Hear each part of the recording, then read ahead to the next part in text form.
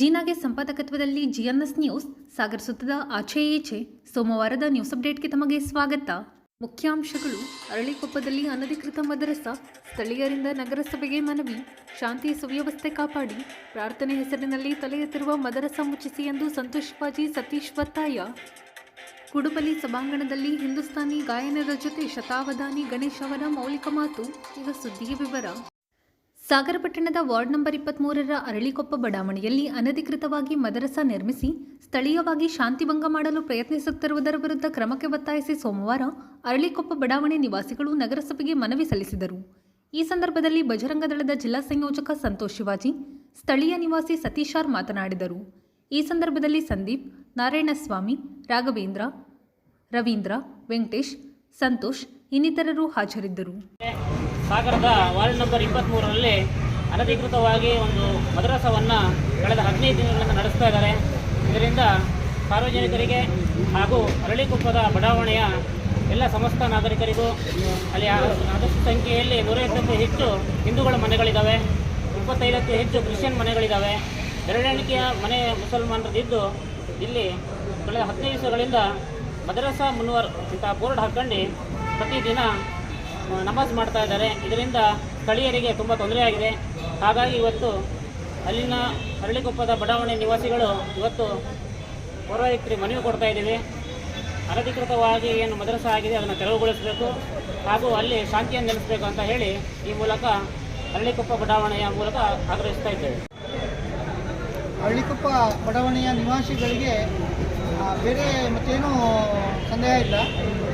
ವಿಚಾರ ಏನು ಅಂದರೆ ಅಲ್ಲಿ ಒಟ್ಟಾರೆ ನಾವುಗಳು ಎಲ್ಲ ಬಡಾವಣೆಯಲ್ಲಿ ವಾಸ ಮಾಡ್ತಿರೋದ್ರಿಂದ ಶಾಂತಿಯ ಒಂದು ನೆಲೆ ಆಗಬೇಕು. ನಾವು ಹಿತದೃಷ್ಟಿಯಿಂದ ಮುಂದೆ ಆಗುವಂಥ ಗೊಂದಲಗಳಿಗೆ ಕಾರಣ ಸೃಷ್ಟಿ ಆಗಬಾರ್ದು ನಾವು ಉದ್ದೇಶ ಇಟ್ಕೊಂಡು ನಾವು ಈ ಒಂದು ಮನವಿಯನ್ನು ಕೊಡ್ತಾ ಇದ್ದೇವೆ. ಅಲ್ಲಿ ರಂಜಾನ್ ತಿಂಗಳಲ್ಲಿ ಕೇವಲ ಹಿರಿಯರಿಗೆ ಓಡಾಡಲಿಕ್ಕಾಗಲ್ಲ, ಕೇವಲ ನಾವು ನಮಾಜ್ಗೋಸ್ಕರ ಮಾಡ್ಕೊಳ್ತಾ ಇದ್ವಿ. ಅದು ರಂಜಾನ್ ಆದ ತಕ್ಷಣವೇ ಅದು ಮುಕ್ತಿವಿ ಅನ್ನೋ ಒಂದು ವಿಚಾರಗಳು ನಮ್ಗೆ ಬಂದಿತ್ತು. ಹಾಗಂತ ನಾವುಗಳು ಅದ್ರ ಬಗ್ಗೆ ಗಮನ ಹರಿಸಿರಲಿಲ್ಲ. ರಂಜಾನ್ ಮುಗಿದು ಇಷ್ಟು ದಿನ ಆದರೂ ಕೂಡ ಈಗ ಅದೇ ವಿಚಾರ ಕಂಟಿನ್ಯೂ ಆಗ್ತಾ ಇರೋದು.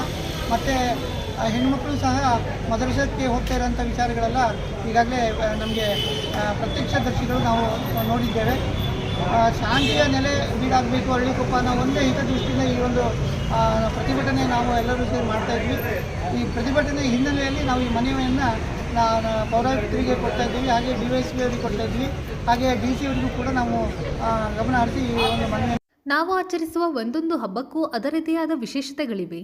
ಋತುವಿನ ಪರ್ವಕಾಲದಲ್ಲಿ ಆಚರಿಸುವ ಹಬ್ಬಗಳು ಕವಿಗಳು, ಗಾಯಕರೊಳಗಿನ ಪಾಂಡಿತ್ಯವನ್ನು ಹೊರಗೆ ತರುವಲ್ಲಿ ಸಹಕಾರಿಯಾಗಿತ್ತು ಎಂದು ಶತಾವಧಾನಿ ಗಣೇಶ್ ಭಟ್ ತಿಳಿಸಿದರು. ಸಾಗರದ ಕುಡುಪಲಿ ಸಭಾಭವನದಲ್ಲಿ ಶನಿವಾರ ಬಿಜಾಪುರ ಹಾರ್ಮೋನಿಯಂ ಫೌಂಡೇಶನ್ ಮತ್ತು ಸಪ್ತಕ ವತಿಯಿಂದ ಆಯೋಜಿಸಿದ್ದ ಸಂಗೀತ ಸುದ್ದಿ ಕಾರ್ಯಕ್ರಮದಲ್ಲಿ ಪಾಲ್ಗೊಂಡು ಅವರು ಮಾತನಾಡುತ್ತಿದ್ದರು. ನಂತರ ನಡೆದ ಹಿಂದೂಸ್ತಾನಿ ಸಂಗೀತ ಕಾರ್ಯಕ್ರಮದಲ್ಲಿ ಡಾಕ್ಟರ್ ಆದಿತ್ಯ ಪಲ್ಲವಿ, ರೇಷ್ಮಾ ಭಟ್, ಗುರುರಾಜ್, ಸುಷ್ಮಾ, ನಂದಾ ಎನ್ ಭಟ್ ಇನ್ನಿತರರು ಪಾಲ್ಗೊಂಡಿದ್ದರು. ಆಗಸವೆಲ್ಲ ತಿಳಿಯಾಗಿರುತ್ತದೆ, ಸೂರ್ಯ ಚಂದ್ರರು ಪ್ರಕಾಶಮಾನವಾಗಿರ್ತಾರೆ. ವಿಶೇಷತಃ ಶರತ್ಕಾಲದ ರಾತ್ರಿಗಳು ಬಹಳ ಹಿತವಾದದ್ದು, ಸಂತೋಷಕಾರಿಯಾದದ್ದು. ಕಾರ್ತಿಕ ಮಾಸದ ತುಂಬು ತಿಂಗಳ ಬೆಳಕು ಎಷ್ಟು ಸೊಗಸು ಅಂತ ನಮ್ಮ ಕವಿಗಳೆಲ್ಲ ಕೊಂಡಾಡಿದ್ದಾರೆ. ವಾಲ್ಮೀಕಿ ಮಹರ್ಷಿ ಕೂಡ ವ್ಯಭ್ರಮ್ನ ಭಶಸ್ತ್ರ ವಿಧೌತ ವರ್ಣಂ ಕೃಷ ಪ್ರವಾಹಾನಿ ನದೀ ಜಲಾನಿ ಅಂತೆಲ್ಲ ಕೊಂಡಾಡ್ತಾನೆ. ತೊಳೆದಿಟ್ಟ ಕತ್ತಿಯಂತೆ ಬೆಳ್ಳಗೆ ಹೊಳೆಯುತ್ತದೆ ಆಗಸ ಅಂತ.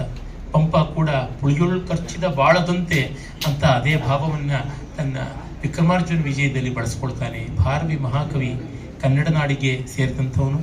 ಅವನು ಕೂಡ ಕಿರಾತಾರ್ಜುನೀಯದಲ್ಲಿ ಇದನ್ನು ತುಂಬ ಸುಂದರವಾಗಿ ವರ್ಣಿಸ್ತಾ, ಅಲ್ಲಿ ಹಾಲು ಹೈನುಗಳ ಕಾಲ, ಪಸಿರು ಪಚ್ಚೆಗಳ ಕಾಲ, ತೆನೆ ಮಾಗದೆ ಇನ್ನೂ ಹಾಲು ಕಾಳಿರುವ ಕಾಲ ಅಂತ ಹೇಳ್ತಾನೆ ವಾಲ್ಮೀಕಿ ಮಹರ್ಷಿಗಳು. ಆ ಹಾಲು ಕಾಳಿನ ಭತ್ತದ ತೆನೆಗಳನ್ನು ತಿನ್ನುವುದಕ್ಕೆ ಕೊಕ್ಕರೆಗಳು ಬಂದು ಅವು ತುಂಬು ಸಂತೋಷದಿಂದ ಆ ತೆನೆಗಳನ್ನು ತಿಂತ ಆಗಸಕ್ಕೆ ಒಮ್ಮೆಲೆ ಹಾರಿದಾಗ ಭೂದೇವಿ ಮಳೆಗಾಲ ತನಗೆ ಕೊಟ್ಟ ಸಮೃದ್ಧಿಗಾಗಿ ಬಾನಿಗೆ ಕೃತಜ್ಞತೆಯಿಂದ ಒಂದು ಮಲ್ಲಿಗೆಯ ಹಾರವನ್ನು ಎಸೆದಂತೆ ಆಯಿತು ಅಂತ ಹೇಳ್ತಾನೆ. ಅಷ್ಟು ಸುಂದರವಾದದ್ದು ಶರತ್ಕಾಲ. ಅಲ್ಲಿ ನಮ್ಮ ದೀಪಾವಳಿ ಮೊದಲಾದ ಪರ್ವಗಳು ಬರುತ್ತವೆ. ಒಂದೊಂದು ಋತುವಿಗೂ ಬೇಕಾದಷ್ಟು ಪರ್ವಗಳಿವೆ. ಈ ಇಡೀ ಶರತ್ಕಾಲದ ಹಬ್ಬವನ್ನು ಸಂಕೇತಿಸುವಂಥದ್ದು ನಮ್ಮ ದೀಪಾವಳಿ. ಈಚೆಗಷ್ಟೇ ಅದು ಸ್ಮಿಥ್ಸೋನಿಯನ್ ಇಂಟ್ಯಾಂಜಿಬಲ್ ವರ್ಲ್ಡ್ ಹೆರಿಟೇಜ್ ಅಂತ ವೈಶ್ವಿಕ ಸಂಪ್ರದಾಯ, ವೈಶ್ವಿಕ ಭಾಗ್ಯಕ್ಕೆ ಅದು ಕೂಡ ದೊಡ್ಡ ಹಬ್ಬ ಪಾತ್ರವಾಯಿತು ಅಂತ ಜಗತ್ತೇ ಘೋಷಣೆ ಮಾಡಿದೆ. ಆಗ ಕೌಮುದಿ ಮಹೋತ್ಸವ, ಯಕ್ಷ ಜಾಗರ ಮೊದಲಾದ ಅನೇಕ ಶರತ್ಕಾಲದ ಹಬ್ಬಗಳು ನಡೀತಾ ಇದ್ವು ಅಂತ ಗೊತ್ತಾಗುತ್ತದೆ. ಅವುಗಳಲ್ಲಿ ಏನೇ ಸಂಗೀತ, ನೃತ್ಯಾದಿಗಳೆಲ್ಲ ಸಾಗ್ತಾ ಇದ್ವು. ಅಂತಹ ಒಂದು ಶರತ್ಕಾಲದಲ್ಲಿ ಶರತ್ತಿನ ಸೌಂದರ್ಯವನ್ನು ಕಂಡು ಕವಿಗಳಂತೆಯೇ ಗಾಯಕರು ಕೂಡ ಮರಳಾಗಿದ್ದಾರೆ.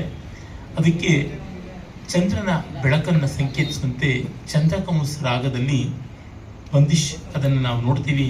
ಅದು ಎಷ್ಟು ಸುಂದರವಾದದ್ದು ಅಂತಂದರೆ, ಶರದ ಚಾಂದ ಸುಂದರ ಅತಿ ಶೀತಲ ಝರನಾ ಬಹಾಯೆ ತಾರೆ ಸಭೂಷಿತೆ ಮಿತೆ ಚಮಕೆ ಸೂರತ ಮಧ್ಯಮೆ ಮಂದ ಗತಿ ಸಮೀರ ಚಲತ ಮೋಹತ ಮನಸಭ ಗೋಪಿಯನೆ ಸಾತ ಸುನತ ಚೀಜ ಮುರಳಿ ಜಮುನಾ ಪರ ನಂದವಾಲ.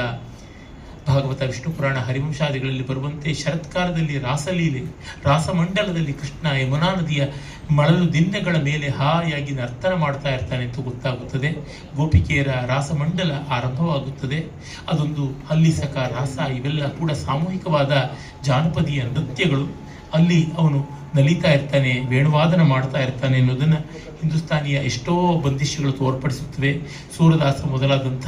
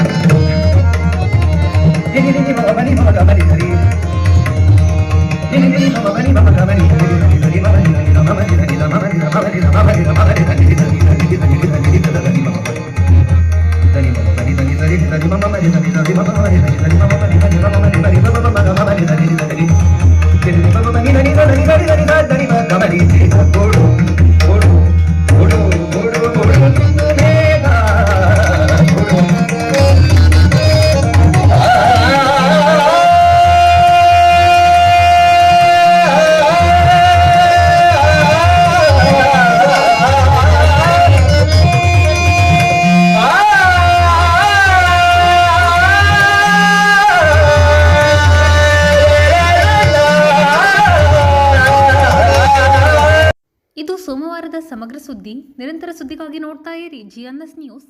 ನಮಸ್ಕಾರ.